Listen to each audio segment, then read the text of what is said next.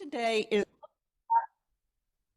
from the catalog cards to the cloud, and we're talking about transforming our Near East collections for discovery and access. First of all, I don't know where this aims. It doesn't transition. Maybe here. It doesn't do it. It should work now. Thank you. Okay, I first wanted to show where we're located. We're on Capitol Hill, right across from the U.S. Capitol, and you can see the U.S. Capitol here. We're in the Thomas Jefferson Building, and we face straight across to the U.S. Capitol on the second floor. And down alongside that white building in the corner there is the Supreme Court. Here we are in the African and Middle Eastern Reading Room in Jefferson Room 229. So we are the custodial collections, and we serve the collections to the public in our reading room. And we have our area specialists with us today. I'm very pleased that we have everyone. The fourth person is going to be presenting virtually, but I'll be introducing them and the collections that they represent. But first, I want to take us back a little bit. We're celebrating the 50th anniversary of MELA, and we're celebrating the 77th anniversary of the Near East section.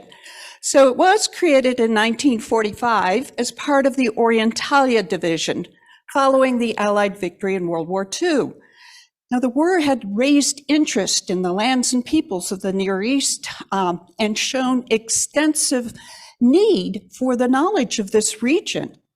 And I thought it was really particularly interesting. I got this little picture from the Prints and Photograph Division of what the Orientalia Division looked like in setting up, getting started. Well, how did it get started? Well, the Near East section was given custody of materials in over 40 languages that includes the countries and peoples of North Africa, the Middle East, the Caucasus, and Central Asia.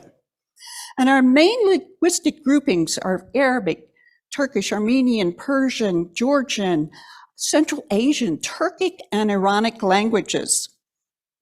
So how did we acquire these collections? Well, by 1951, the American Council of Learned Societies and the Social Science Research Council really recognized the problems that were emerging with Near East studies. Particularly, there were large numbers of materials that were needed in libraries, and the staff were unfamiliar with the languages, and there was disorganization of book vendors throughout the region. So one of the solutions in 1954, Dwight Eisenhower signed the Agricultural Trade Development and Assistance Act, known as PL 480, Food for Peace, that enabled food deficit-friendly countries to purchase U.S. agricultural surplus with the local commodity currency. And then the U.S. used these currencies to pay for economic development projects. Well, how do libraries get involved with this? In 1958, the Dingle Amendment provided for the procurement of a range of scholarly publications using these local currencies derived from the sale of these agricultural surpluses. And the Library of Congress was designated to serve as an agent with $84,000 to procure and dispatch all the publications of the Indian government to 3 research institutions in the United States, the University of Pennsylvania, the Midwest Interlibrary Center in Chicago, and the University of California.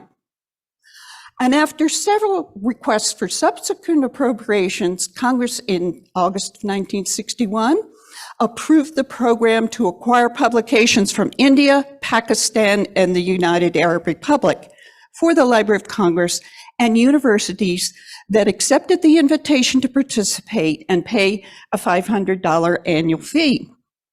And as William brought in this morning, in 1961, the Library of Congress were working on arrangements with the American embassies, as well as recruiting staff.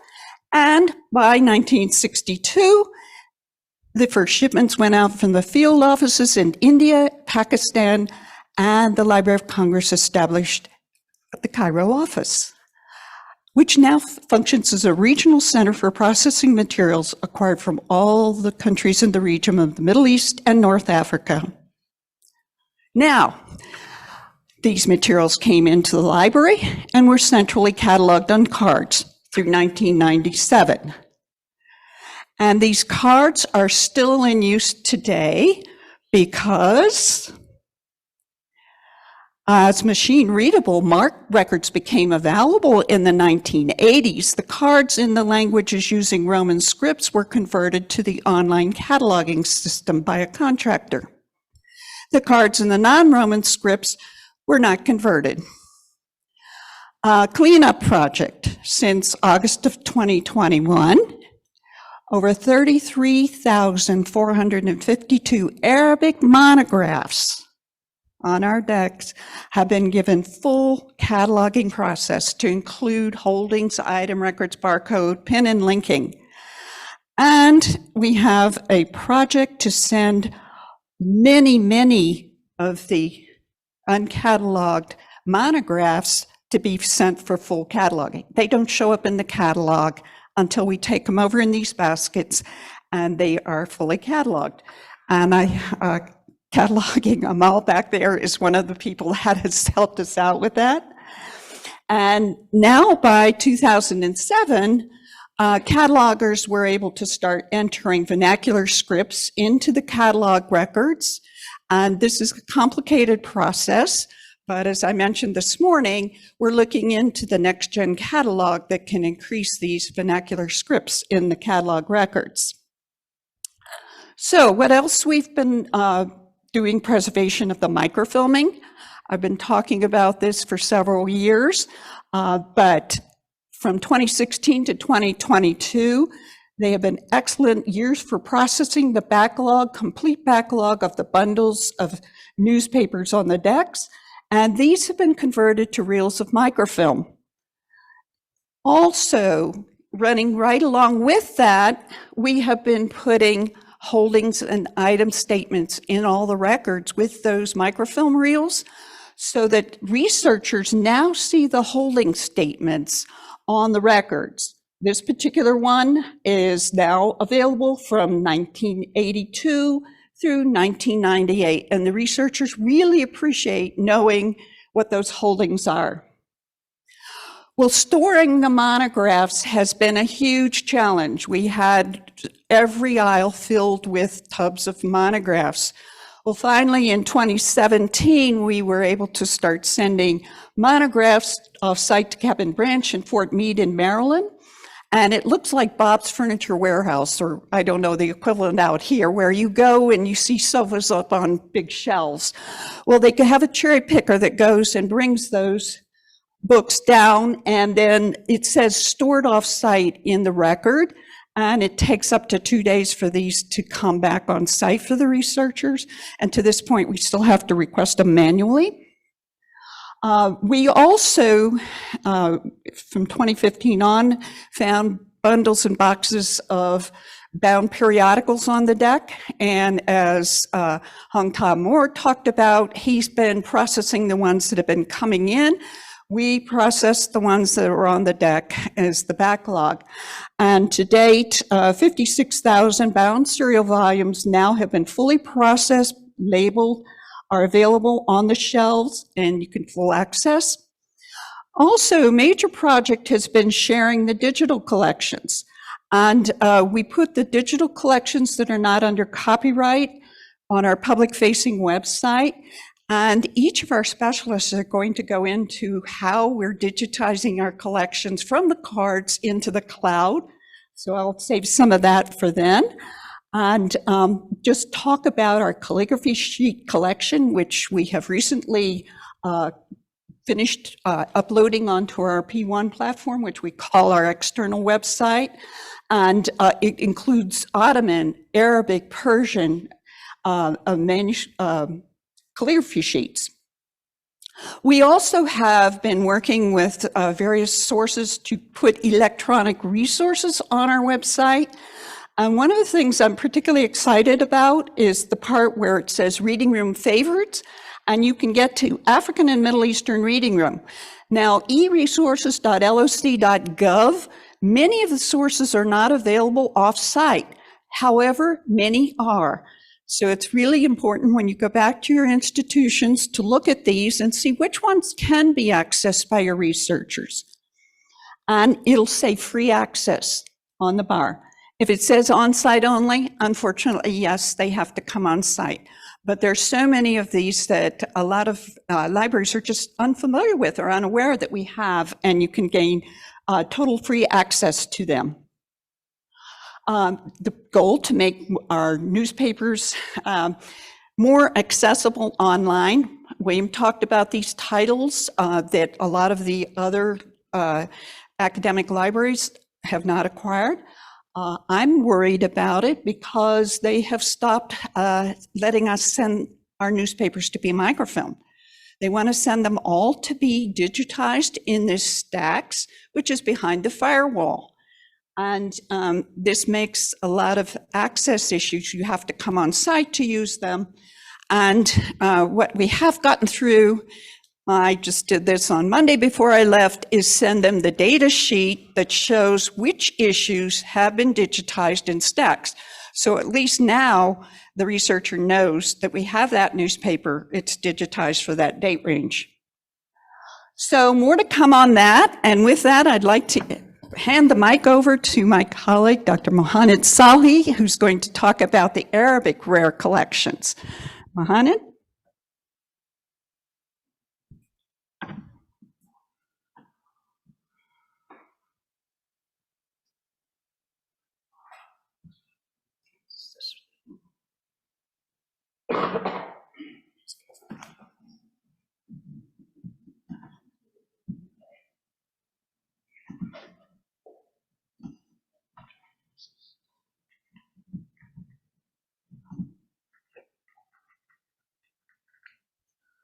Okay, good afternoon, everybody.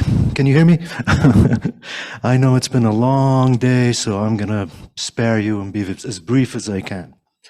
Many of you know me, and I'm here to talk to you about the Arabic manuscripts and our rare collections. I'd like to start with this. This is one of my favorite pieces. It's part of the already digitized calligraphy sheets that Joan just briefly mentioned. There's about 273 of them, and they're in various languages. They're not just in Arabic, they're in Arabic, Persian, Ottoman, and so forth. Again, this is one of my favorites. It says, من كتب بسم الله الرحمن الرحيم بحسن خط دخل الجنة بغير حساب. So if any of you have any doubts about your afterlife, I would strongly suggest you start practicing writing your basmala right now. Now, a good portion of our manuscript collection are religious texts. Qurans, books on hadith, and so forth. This, of course, is Dala'il al-Khairat, Jazuli's Dala'il al-Khairat, and I believe it's one of the first of its genre, which is praises and supplications to the Prophet himself, rather than, Jazuli, I mean, just a few words about him. Jazuli was this Moroccan, at that time he was from Marrakesh.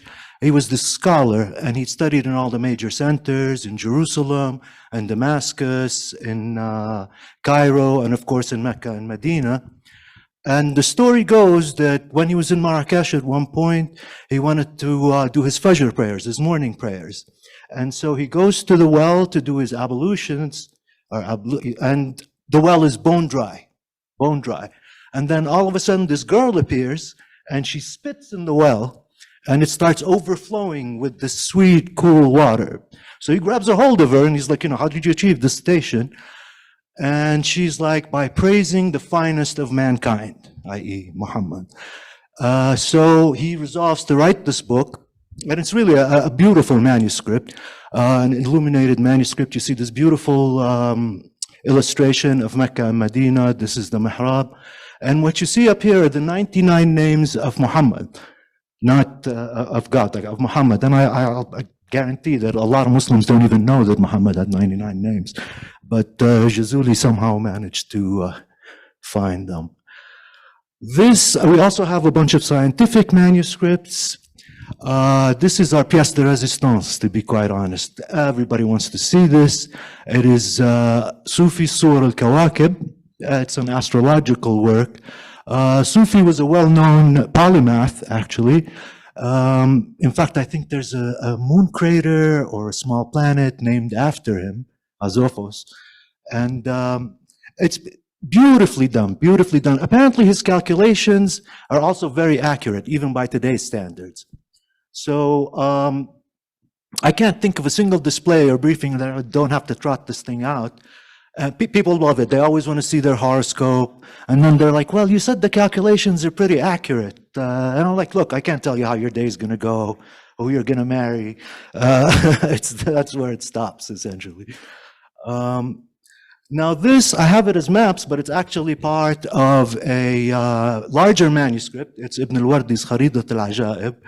This is actually a fun work. I mean, it's meant to be scholastic and scholarly, but it's a fun work. Within the work, you have this map. And in truth, Ibn al-Wardi plainly states facts that we all know to be true, but dare not speak out. Namely, that Mecca and Medina are in the center of the world. I mean, guys, we all know that. There's also Bahr al-Hur over there. So if you guys, anybody's interested in a Hurriya, you can go try your luck. There's also a Arsh Iblis, the devil's throne. And depending on your proclivities, I would suggest you might want to steer clear of that. And now, in terms of our collections, the largest collection of manuscripts is the Mansouri manuscripts collection, so named because the owner, Sheikh al-Imam Muhammad al-Mansouri, was this Azhari scholar who, when he had this incredible collection, really, but when he died, his kids just took one look and said, you know, no. And so the Library of Congress moved in, bought the whole collection. It's about 1,500 manuscripts. We have about 2,500 Arabic manuscripts in total, so this is a substantial collection. And this is one I've been working on. They were just sitting there, but the idiot that I am, I decided to take it on. Basically, the first step was to get it cataloged. I see Amal over there, who played a big role in this. So it's a long, laborious process of, you know, logging in the manuscripts, taking them to cataloging, bringing them back, logging them back in, taking another batch. Finally, it got done. We had to do a proposal. Like, you know, please, it's a worthwhile project. Thankfully, Joan was there to back me up, and they agreed to do it.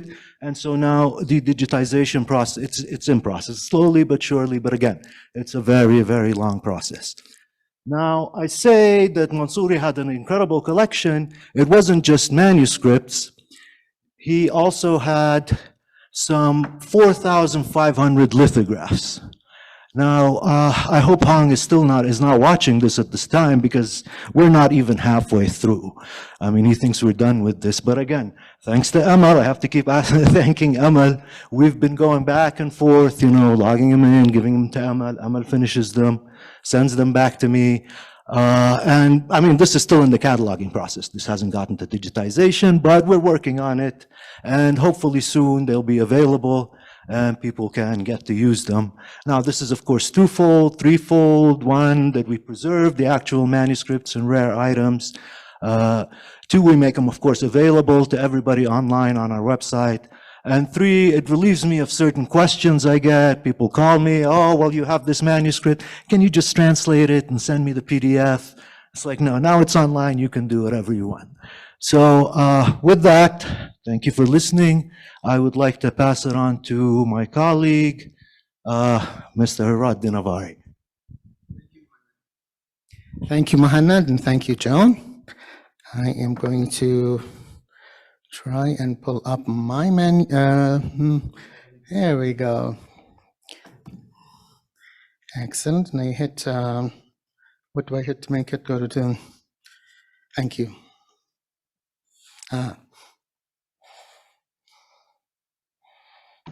Thank you.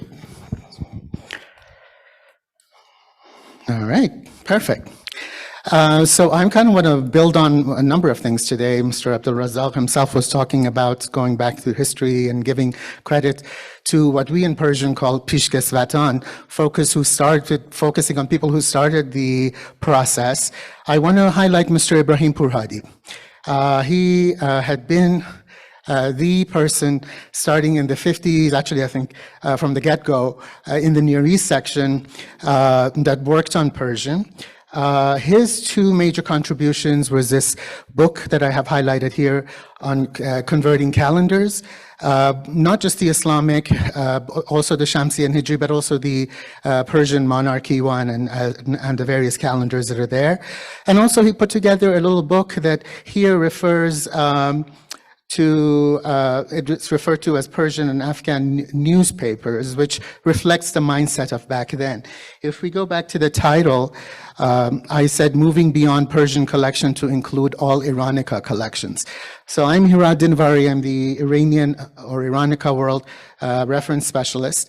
And essentially, what does Iranica mean and how did it evolve from Persian to include Iranic languages? So here's a little journey. Here is the obituary for Mr. Pourhadi. As you see, he was born in Baku, his family moved to Iran. He was educated there for a while. Then his family moved to Beirut to finish, and he ended up with the US Navy. And he essentially worked at the library over 50 years. I think when he retired, it was 55th year that he had been with us. And during that time, he first started during George Atiyah's time, when there was no Near East, when there was no Africa Middle East division under Orientalia. He was assigned the non-Arab Near East. So he was responsible for Turkish, Armenian, and Persian. And for years, once the Armenian chairship was created and the Turkish specialist was hired, he was just designated the Persian specialist. So there was this sort of evolving into what Persian essentially meant and what the collections he was responsible for was. For both the Iranic and the Turkic collections, the library moved towards language family model, which essentially, I'm going to show you the map first. If you take a look here, the language family, the Iranic languages would be all the language you see highlighted here. So onto the, left of the map, you see the Kurdish language in the goldish orange color. To the center, going into Iran, Afghanistan, and Tajikistan, Central Asia, you see the brown, Persian. And of course, that's also a source of contention. With Arabic, I think you guys are very lucky. Nobody calls it 5 names. Everything from Iraq to Morocco is Arabic.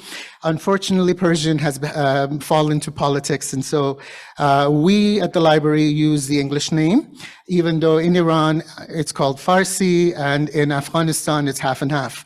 Half of Afghans call it Farsi. Since the 60s, Afghan governments have been calling it Dari for political reasons. And then, of course, the other major part of Persian would be in Central Asia. So in Tajikistan and Uzbekistan, it's referred to as Tajik, and this is from the Stalinist period. The other languages that are important to me, and this is where I work strongly with Islamabad field office, and Mela doesn't deal with this, unfortunately, because they see the Middle East as sort of stopping with Iran. But Baluchi and Pashto are 2 other Iranian languages that I'm responsible. So the collection evolved from being Persian specialist to essentially being Iranic specialist. And that's how I sort of now I'm responsible for 4 major languages from wherever they come. Part of the tenure, once I came into the library in 2000, as you see, 2004, was to start a lecture series. So the Persian book lecture series began. You see 114 lectures that are available online for you if you just do a search under that. Then we started to go into digitization. To add on to what Joan was saying about cards on the online, Vartan Gregorian was an avid lover of everything that had to do with Afghanistan's development. And he at the time worked with Carnegie, and the library had started to work with the, UNESCO. And in jointly with all these various partners, we started to digitize all our materials about Afghanistan, not just in Persian and Pashto, but in any language. So there is materials in there in Russian and French and English, also Arabic and other languages about Afghanistan, including maps and other. So this is one of the major projects of digitization that we began. And as you see, the project included 200 partners in 81 countries were involved. Right now, this project has sort of come to an end, and it is now fully transferred to the Library of Congress. So under our digital projects, WDL is living, but it's hosted at the library. Other things that we did for visibility, this is under the tutelage of Mary Jane Deeb, our former chief, were exhibitions. So we first started with an exhibition called Voices from Afghanistan. And of course, in that one, it was with Radio Free Europe. We were showcasing letters sent to Radio Azadi in Pashto and Persian, and that's where I came in. This was a project that was mainly done between Mary Jane and Radio Free Europe. And this was a wonderful training source for me to do the Persian book exhibition in 2014, which lasted 6 months. As you see, the banner is there. And we had to raise money, and we showcased about 170-something items, half of it Iranian, but half of the Persian items came from India, Central Asia, Afghanistan, and elsewhere. Then the digitization project took over, which is what I've been working on, and it's ongoing. Just like Muhannad was thanking Amal, I also owe a great debt of gratitude to Michael Chayat, our cataloger, and Alan Mayberry. Alan Mayberry did the manuscripts. If you see the top row, those are the manuscripts. The bottom row are showcasing some of our lithographs. Right now, last time I talked to you, there was 155 items. 343 items have been digitized. 168 of them are manuscripts. Then we also worked jointly with the Islamabad Field Office. Val is right here, and the Asian Division. We did collaborative work on web archiving. So we did 3 projects on Afghanistan, Iran, Tajikistan, and Pakistan on elections, as well as official government websites and non-governmental websites. We have one that is now being crawled on gender issues and women, and that will be coming live in the next year. Last but not least are the other Iranic languages. I want to make it clear we have multiple streams going on. So I have some Pashto and Balochi, Kurdish, as well as various items in the various languages, Tajik items. Unfortunately, the Tajik item, you can't see the face because I'm blocking it. But I had the cataloging office run some numbers for me. Right now, with all the errors that Joan is now fixing with the cataloging, we show about 60,000 bib records, but the items for Persian are around 87,000. Once we do all the pinning and linking and corrections, the numbers are actually going to be corrected, so the numbers will be quite a bit higher for Persian. Tajik, which is Persian in Cyrillic script, we have around 4,000 something. Kurdish, we have 9,400 almost. Zaza, which is a small dialect, we have about 160 and items, and Pashto 7,300, and another 1,000 or so in Baluchi. Last but not least, and speaking of Kurdish, I also want to give homage with what's happening in Iran and to show solidarity with the movement in Iran and the young people who are fighting, especially the youth, the women. I also wanted to end with woman, life, freedom in all our various Near Eastern languages and Central Asian languages. And with that, I pass the baton back to Joan. Thank you so much, Hirad. And get this one.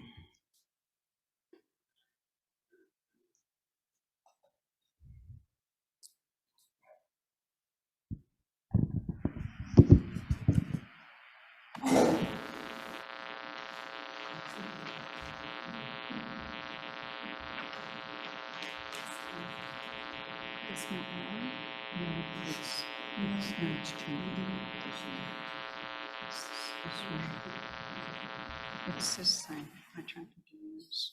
You can click OK here. And then just click on the arrow here. Is there? Yeah. Okay, there you go. Okay. So thank you so much. Turning my hat around, I'm head of the Near East section, but I'm also the Turkic area specialist. And today I wanted to go through some of the Ottoman collections first, and then the Turkish modern collections. And when I'm looking back, 75 years isn't even enough to cover where I consider the founding of the Ottoman collections, which was with the gift of Abdul Hamid II, with this fantastic, wonderful Monaco red binding with gold and the inscription, gift of his, the Sultan Abdul Hamid II to the National Library of Congress under the auspices of Abram Hewitt. He was a member of Congress from New York. How in the world would he happen to gift those books to the Library of Congress in 1884? This was Abdul Hamid on the throne and Abram Hewitt. And it turns out that Abram Hewitt was touring Yildiz Palace in the 1880s early, and his young son fainted and was taken to a guardhouse, and two other little boys went and looked in and saw this child in there and went and reported it back to their father, who happened to be the Sultan. And he sent his emissaries around to Abram Hewitt's hotel and asked Abram Hewitt, this was exciting, a member of Congress from America, to come in. And they developed this friendship, and Abdul Hamid exchanged swords and carpets, and Hewitt was asked for cigarettes and some pens that seemed to be doing things that they didn't have in the Ottoman Empire. But Abdul Hamid offered to gift the Library of Congress with this wonderful collection. And Hewitt said, well, I am a member of Congress. Why don't you give this to Congress? Don't give it to me. And Abdul Hamid said, well, you keep a collection and I'll send the collection to the Library of Congress. And this was most fortuitous for a very important reason. These were 308 books in deteriorating condition. Here we go with the cards. The cards were put at the top of the reel of microfilm. And then they put about 7 books on each reel of microfilm. So when I came in, I couldn't even find them. This was in 2015. I didn't even know where the microfilm was, let alone how to access this. So I got a volunteer who came in and went through the reels, and we identified and set up a spreadsheet of which books were on what reels. But I wanted to get these digitized. They were so difficult to even use in that format. So I submitted this plan, and this kind of takes you through the process of our digitization at the Library of Congress. You have to go before this 12-member Digital Content Management Board, and it's like going to court. They get to decide whether your project is worthwhile digitizing. And if they agree to it, they'll set up a project plan and a feasibility assessment. So I had a huge problem with metadata. How are you going to get 308 cataloging records from microfilm cards? So fortunately, our Middle East librarian colleague, Guy Barak, I met here at Mela, and we started talking, and he had cataloged his New York collection of Abdul Hamid books. And so this got us started thinking, how in the world could we ingest or import his metadata for this collection? Well, we had 33 missing records at the end. I found 33 of them in OCLC for other works, and then 7 titles didn't have the records, so I printed out a number of pages and the cards, and Alan Mayberry was able to create the catalog records for that. And I matched this long stream of metadata to the microfilm reels, and we were able to ingest those. And here is our work with conservation, which gives you a tip. These were in acid paper breaking up, and this a wonderful volunteer put the pieces together. We put them in Mylar, and then they could be scanned And all of these raw images are scanned for quality assurance. And I found out in one of them that whoever was scanning it, of course, going from right to left, must have taken a break because they came back and did this. And then they found a picture and then they went like this again. And so luckily we were able to chop out that redundant part. And here's the digital collection as it is today. So the Abdul Hamid gift book collection is fully online, available for download for researchers around the world. Now, the second largest collection is the Susam collection.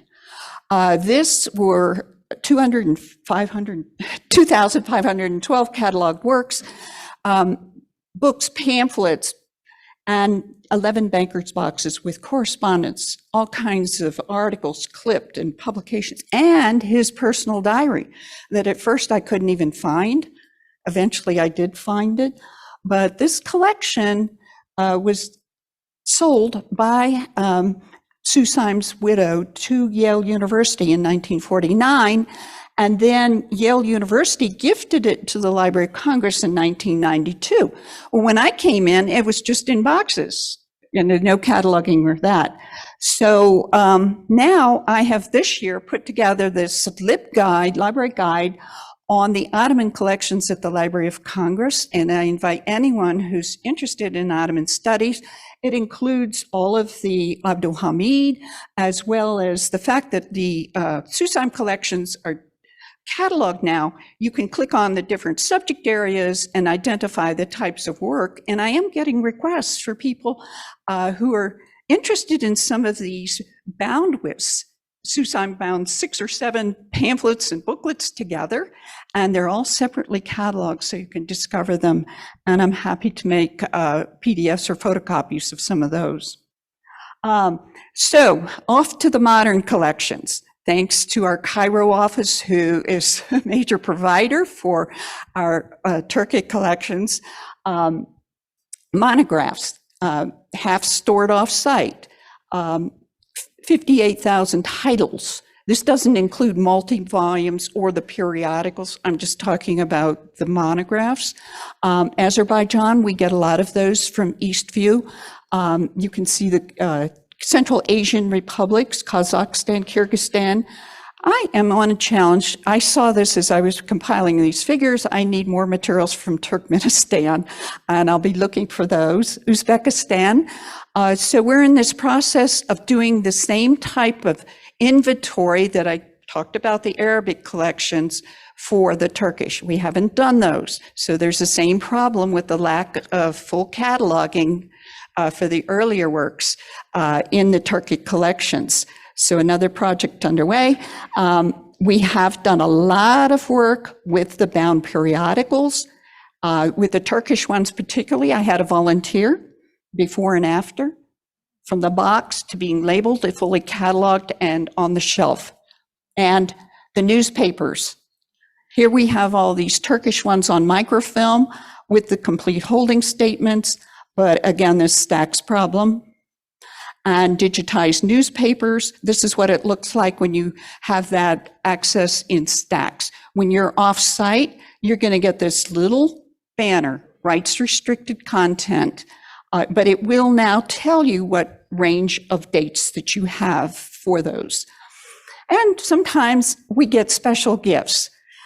This was a situation I decided in 2017 to pay my own money and take my own leave and go through the Central Asian countries as a Turkic specialist. I'd never been able to go to those countries. And I actually was in Kiva the same day the mayor of Kiva came to the Library of Congress to present this hand-carved model. And there's my picture, and this is the little one in the front place. You can see this little area here where there is a little stand. So I just thought I'd end with that. We get some very interesting gifts from time to time. And we also do our web archiving as the others. I focused on COVID sites and the Red Crescent for some of the Turkic countries, as well as the Anatolia News Agency. And we're also focused in working with our colleague Phil and his office in Islamabad on the Central Asian Turkic governmental sites. And so that's my show. And right now, we're going to transition to our colleague, Dr. Khatchig Mouradian, who was unable to travel with us today to tell us all about the Armenian and Georgian collections. And he's going to be sharing his screen. So wait a second while we get the technology for that.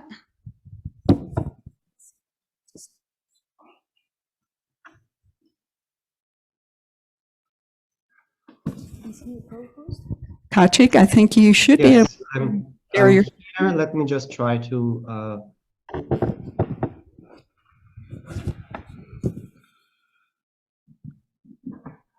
All right. Thank you, Joan. Thank you, everyone. I unfortunately was unable to join you all due to COVID, and I do hope that no coughing fits are going to interrupt the next 5-10 minutes during which I will offer a quick overview of the Armenian and Georgian collections and speak a little bit about some of our current initiatives. Let me start with a brief history. My colleagues before me also talked about the history of their collections.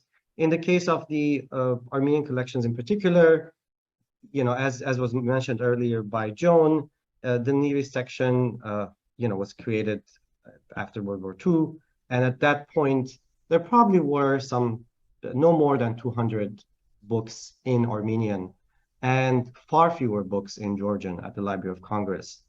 One of the initiatives that essentially laid the foundations of today's Armenian language collection at the Library of Congress, which numbers upwards of 40,000, was a local community initiative. The local Armenian community in Washington, D.C. essentially came together and, in conjunction with the Librarian of Congress, established a committee for the Armenian collection of the Library of Congress. And this not only essentially was an effort to enlarge the collection, but also some of the key actors in that committee would eventually also be the main supporters of the Armenian collection and the programming by establishing two endowments, one in 1991, the other in 1995, that essentially also have supported our programming, our acquisitions, and other initiatives. So that is the 1945. The post-war period is the first critical important period in this regard. The second important part is with the establishment with the arrival of my predecessor, Dr. Levon Avdoyan, who was the Armenian and Georgian area specialist from the 1990s up until his retirement in 2018. This is the period where Armenia and Georgia have, just become independent countries after the collapse of the Soviet Union. This is a period where, again, more than a quarter of a century, during which both the Armenian, in particular, and Georgian collections grew significantly. This was also a period where, at Ahmed, there were a number of exhibitions. My colleague Hirad talked about the Persian exhibition. Before that, there was an Armenian exhibition, and that exhibit was accompanied by a publication, by a book. And during that initiative, we also had the opportunity to essentially digitize pretty much most of our Armenian illuminated manuscripts.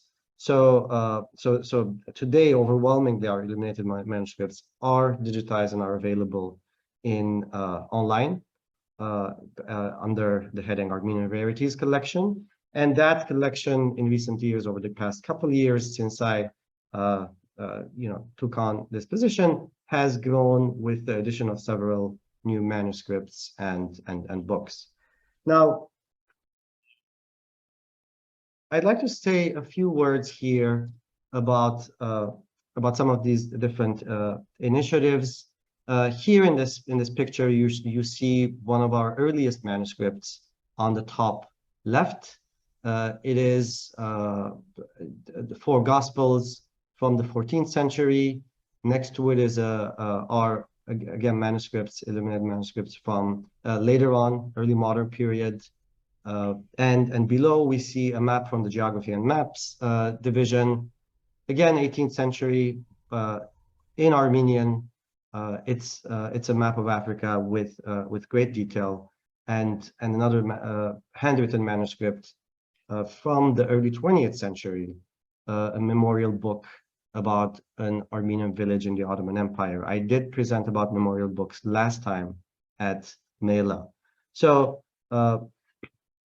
one of the critical components of what we have done over the past couple of years, particularly during COVID, is holding a number of online programming.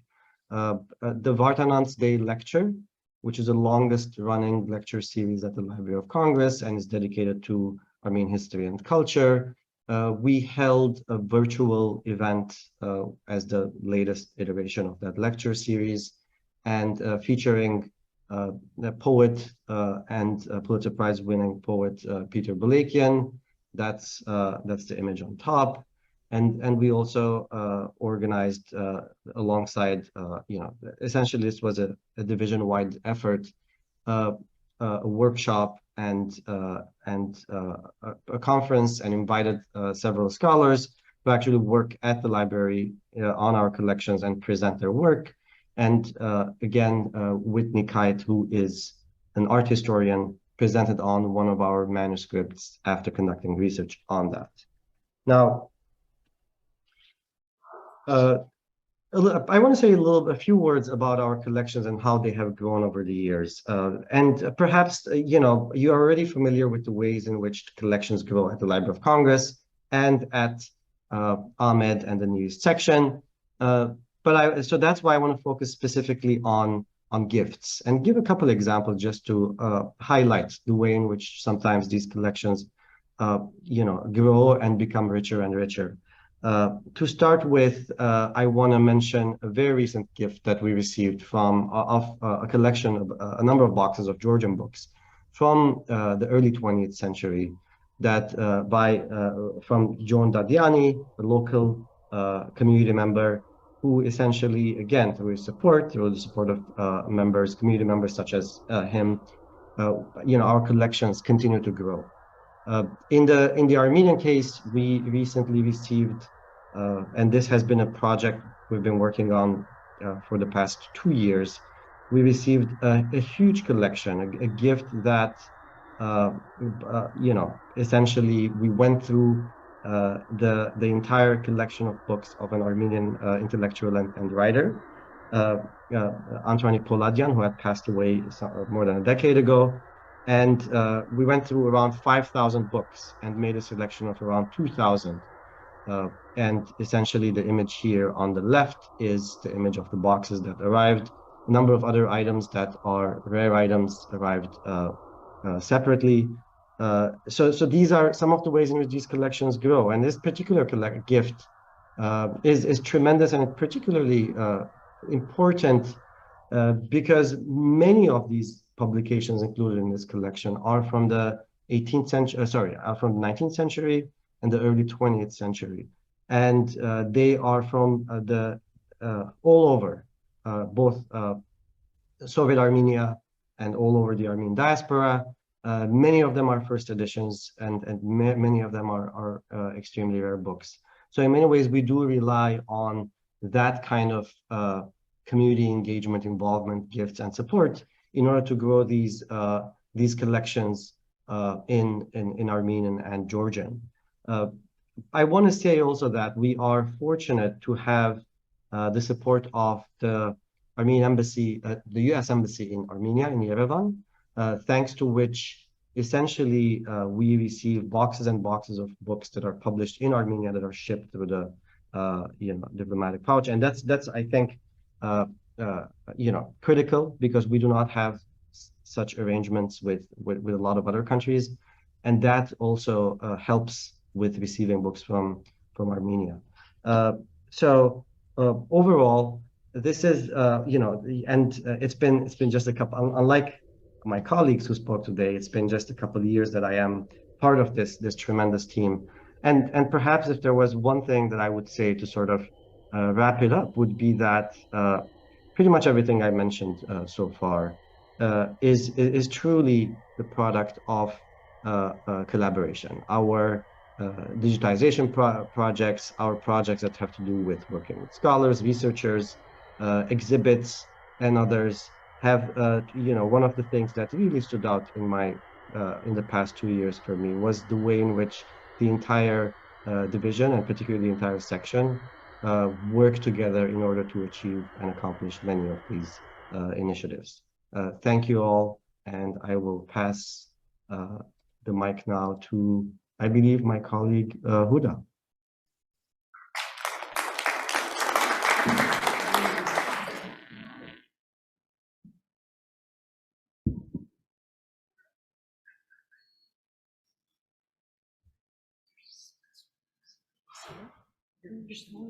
There's a pointer here.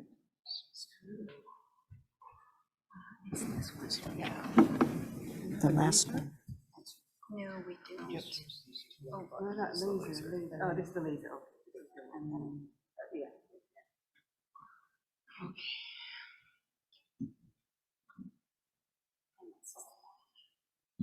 Assalamu alaikum wa rahmatullah.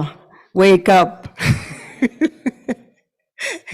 I know after lunch is really hard to, to open your eyes. Okay, I am going to present, first I'm going to introduce myself. My name is Huda Dayton. I'm an Arab World Reference Librarian in African Middle Eastern Division, Near East Section. I'm going to present the Arabic Modern Collections. What is the difference between the Arabic Modern Collection versus the Arabic Rare Collection in Near East? My colleague Muhannad talked about the Rare Collection, and you might wonder what is the difference, why I'm talking about this section. Actually, the Arabic Modern Collection, different than the Rare Collection, the subject area, I'm going to say, the pointer, okay. Where's the pointer? Okay. The Arabic Modern Collection, the subject more comprehensive. The portion of the collection is circulated. We allow that the collection will be circulated, will be interlibrary loan, borrowed through interlibrary loan. Also, closed stacks. We have this is, as you see, is a closed stacks here.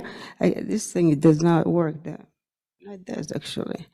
Okay, only in black. Okay, here. Oops, I'm sorry. Okay, here's the stacks. They're closed stacks. This is this is a glimpse of what the collection we have. We allow it to be borrowed through interlibrary loan, and also will be requested, and we serve it in the reading room. The Arabic Rare Collection is limited array of subjects. It's not like as comprehensive as the modern, and not circulated outside of the library, and also restricted access. What are the elements of the Arabic Modern Collections? The Arabic Modern Collections have monographs. They have cover 22 Arab countries. Also, we have newspapers and microfilm. We have journals, about 3,500 active subscriptions. We have databases and photos and maps.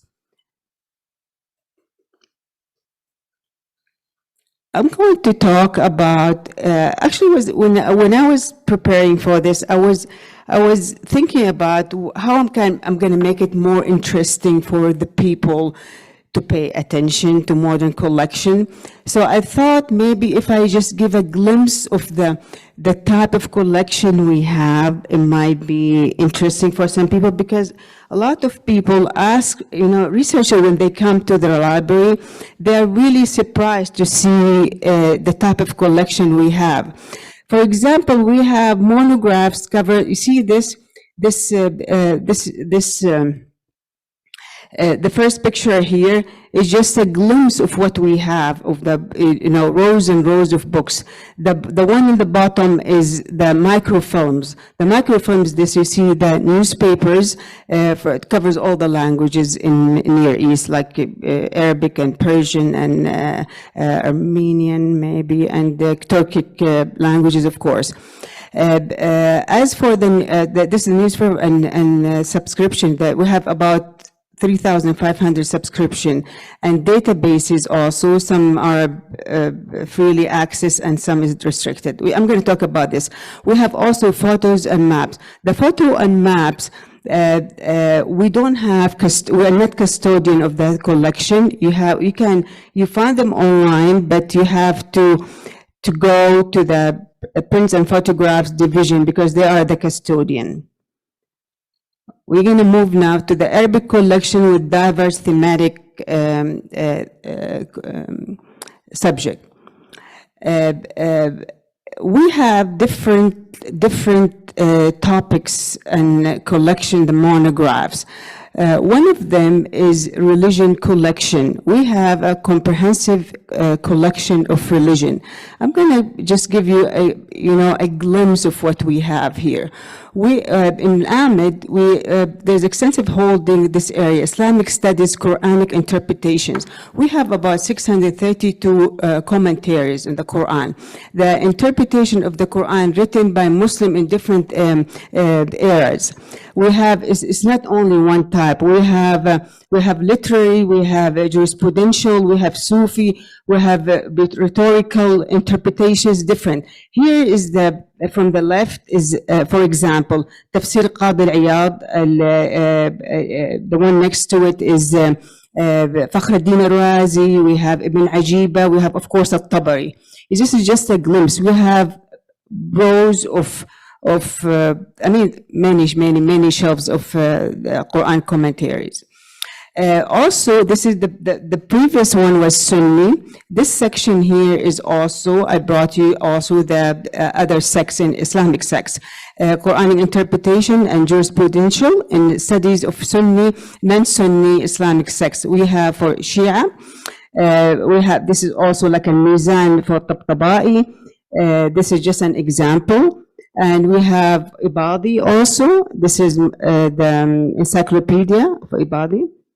And also we have Hadith based in Islamic jurisprudence, Sunni and Shia. This is, we have the whole 6 or 7 books of Hadith, of course, with different editions.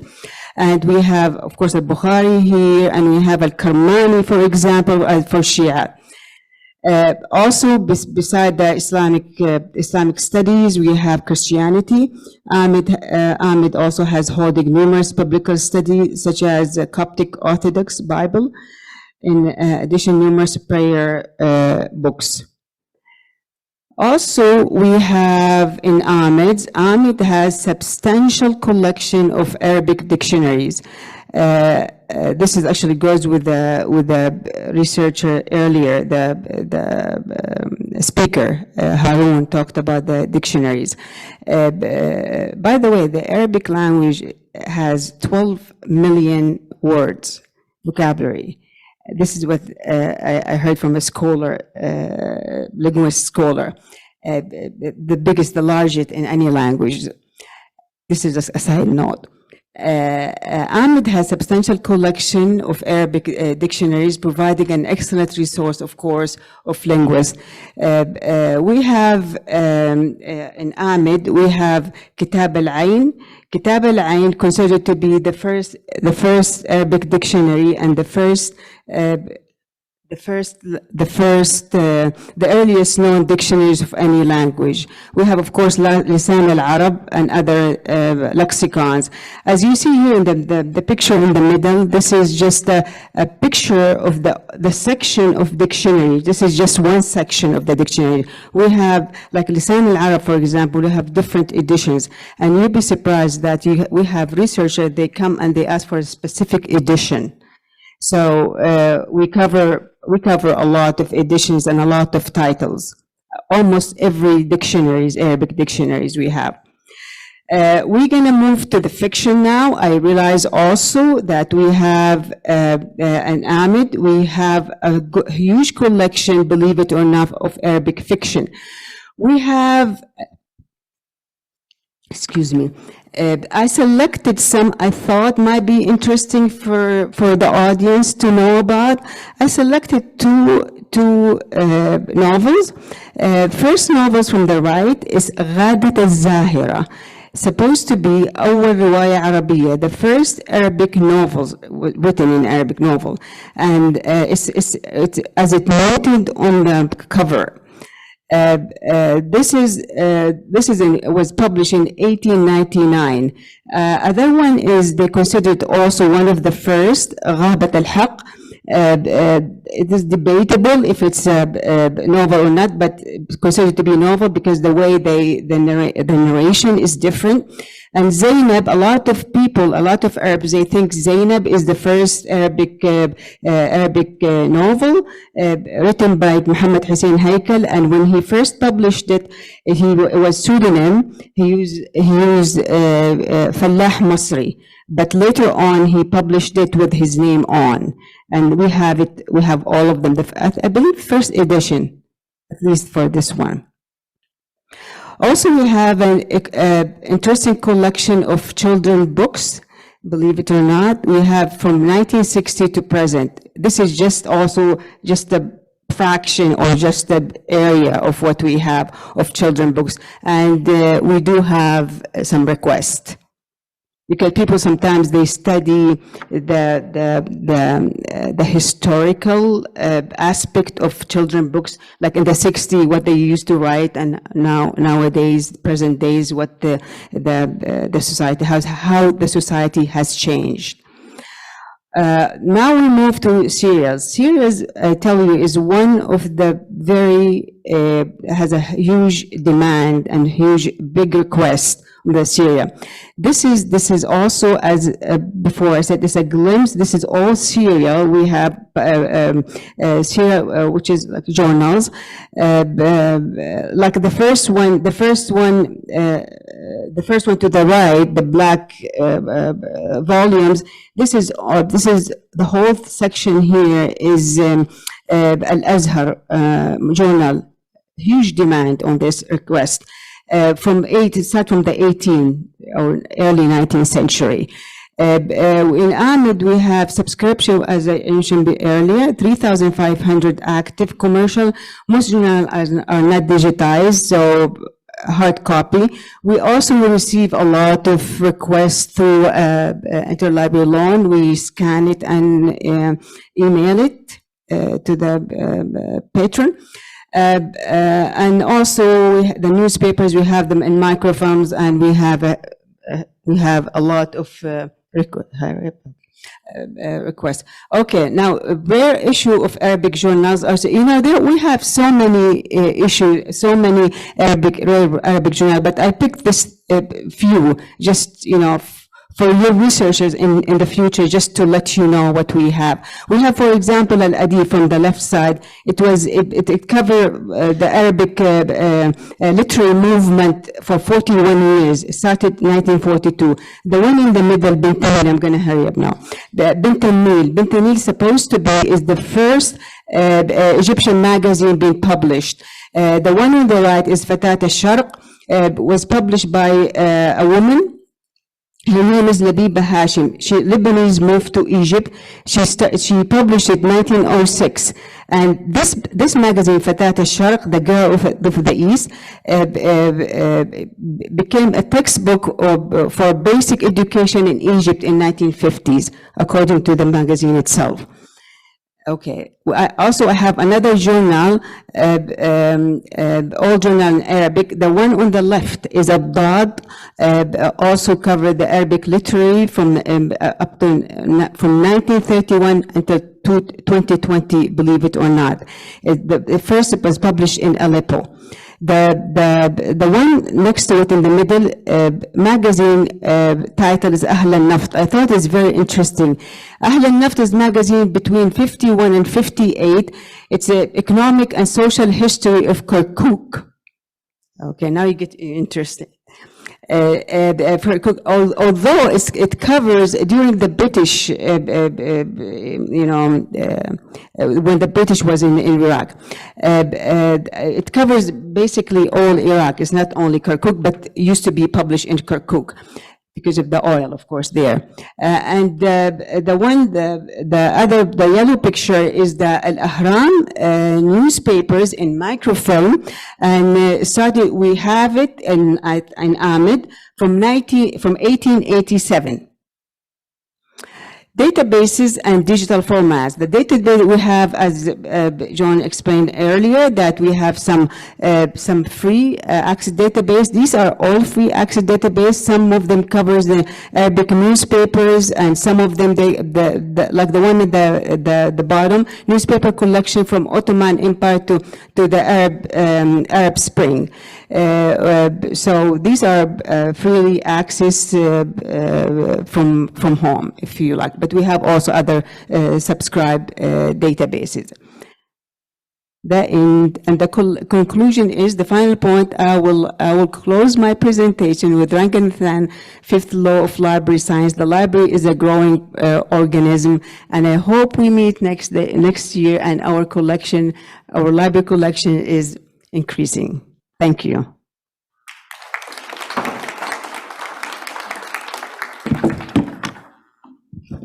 Thank you, everyone, so much. And I invite you to ask questions for a few minutes. I think we have a couple minutes, 5 minutes or so. And our online audience as well are welcome to ask us questions. And then moving forward, invite you with our contact information that you have available to keep interest. Any of these things, we're more than happy to do webinars or to do presentations, or sometimes we do research briefings, if that can bring it closer to you. And we're just focused on making these collections much more discoverable and much more accessible. So with that, any questions, please?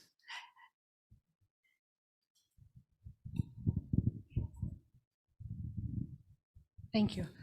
So I have a question, I think to Muhannad and maybe Hirad. It's about the cataloging of manuscript. So do you catalog it in Voyager, OCLC, or in Marva Sinopia? Ask Aman. Actually, yes, I catalog it in Voyager. Voyager. Yes. Is it available on OCLC?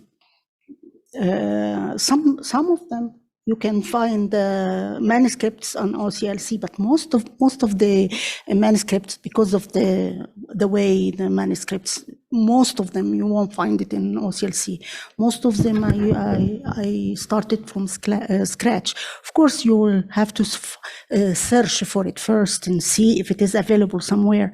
The way Mansouri's book collected, it's a huge collection, and sometimes the books in Mansouri written specifically for this man, for Imam al-Mansouri.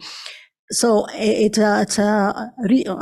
we cannot say reprint, rewrite. So they will get the book and type it again. نسخ. They ينسخوه مرة أخرى. So it's kind of original, but I don't start from scratch in this way. I get the original one, but the original, the one that I am cataloging, will have a different fields or extra fields that I have to put in the, like signature. So like for the user, do they access it through Voyager or CLC, the catalog, or they can find it in OCLC? Yes. Yeah. Until now, we have done about 1,600 of it. It's 6,000. It's great work. Yes, if I tried to do it in Marva. well, I think if you put You will find like 5 of them. One thing I can point to, if you go to catalog.loc.gov, all you have to do in the keyword is put quotations around Mansouri collection, and you'll get everything, pretty much the manuscripts are completed. We're working through the lithographs at this point, thanks to Amal. And just very quickly, Muhannad checks them out on a checkout sheet on Excel, takes them over to Amal. She checks them in, keeps them secure. They're brought back, labeled, processed, put on the shelf. And we're keeping ahead with the digitization project. We're interlacing.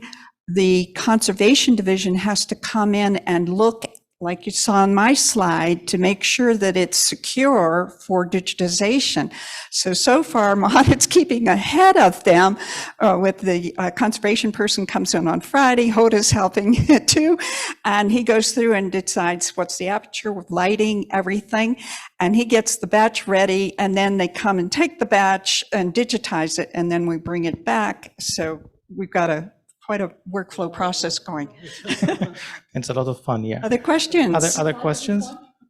We have a time for one more question because we need to get the break. Do we have anybody online here? I can't quite see the Second half. screen.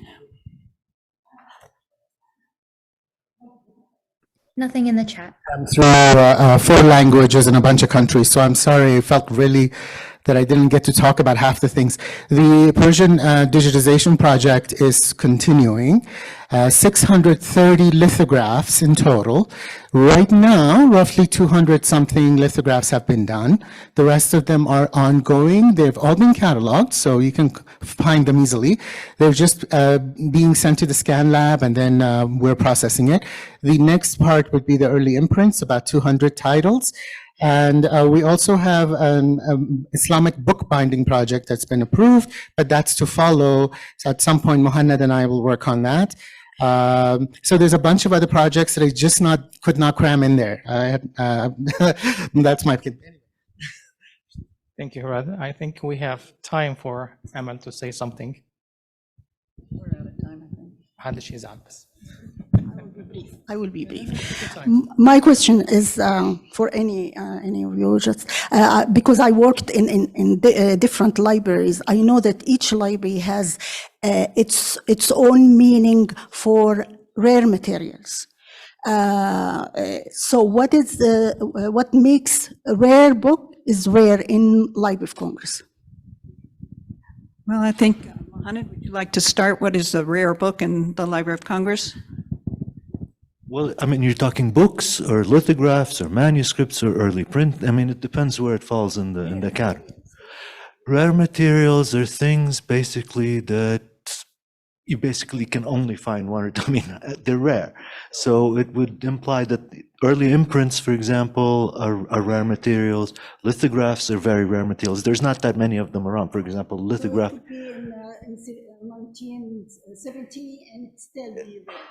I suppose, but generally, I mean, generally the way I see it, it has to be at least 19th century. Oh, so Or- it is like. Yeah, to me, I mean, I don't know, but I mean, it's, or early 20th century. After, I mean, it could be rare in that you can't find it, right? It's not available. They don't But publish it yeah, it's out of it's yeah. out of print, but but it would be modern ultimately. So rare would imply that it's more historical than modern. In my old library, it could be 1970, but still very rare because you cannot find it anywhere. Right, right. And that's how true. I That is very looked at- true, yeah. Yeah. So that's, sorry. You done? Okay.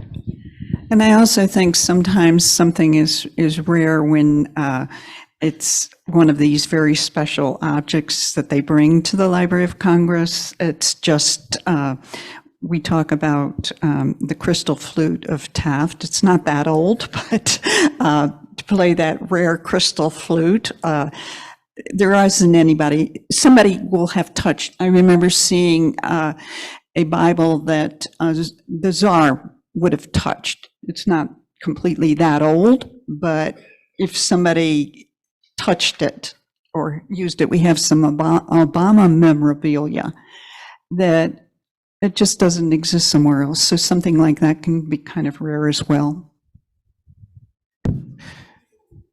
Humana, do you have a question? Just 1 second. Yeah, 1 second. It's actually two questions. The one you mentioned, there were a 12-member committee for deciding what materials to be digitized. If you can just give us a summary of the parameters for deciding what to be digitized.